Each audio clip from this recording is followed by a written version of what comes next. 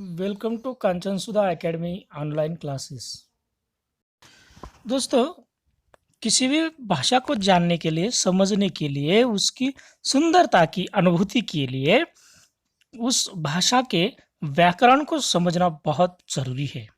आज हम हिंदी भाषा व्याकरण में शब्द भेद जो 8 प्रकार के होते हैं, उनमें से जो विकारी शब्द भेद है, वो है संज्ञा, सर्वनाम, विशेषण और क्रिया। इन चारों का अभ्यास करेंगे। संज्ञा के 5 भेद होते हैं, लेकिन उससे पहले हम ये जानने की कोशिश करेंगे कि संज्ञा किसे कहते हैं। बच्चों, आप जानते हैं, कोई भी सजीव हो या निर्जीव हो, हर एक का नाम होता है और उस नाम को ही संज्ञा कहा जाता है। संज्ञा के 5 भेद होते हैं। 1 व्यक्तिवाचक संज्ञा, 2 जातिवाचक संज्ञा, 3 भाववाचक संज्ञा, 4 द्रव्यवाचक संज्ञा और 5 समूहवाचक संज्ञा। आज हम संज्ञा और उनके 5 प्रकार का अभ्यास करेंगे।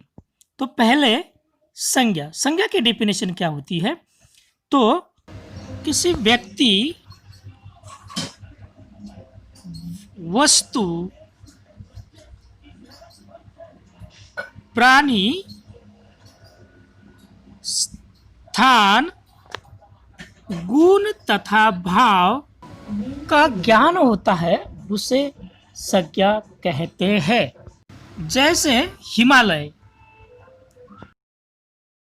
संज्ञा के जो 5 भेद है, उसमें है पहला व्यक्तिवाचक संज्ञा। जिस संज्ञा शब्द से किसी विशेष प्राणी, स्थान,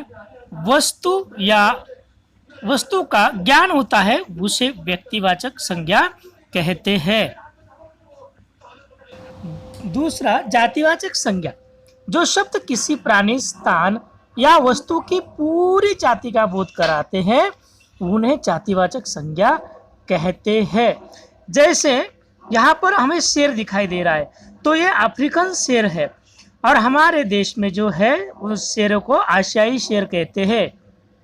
जब हम शेरों की बात करते हैं तो उन शेरों की पूरी जाति का इसमें बोध होता है। जैसे जर्सी गाय, तो गाय तो बहुत सारी है, लेकिन उसमें सिर्फ जर्सी गाय का उल्लेख होता है। विद्यार्थी, यहाँ पर विद्यार्थी इस शब्द से संपूर्ण छात्रों का, यहाँ पर छात्र जाति का यहाँ उल्लेख किया जाता है।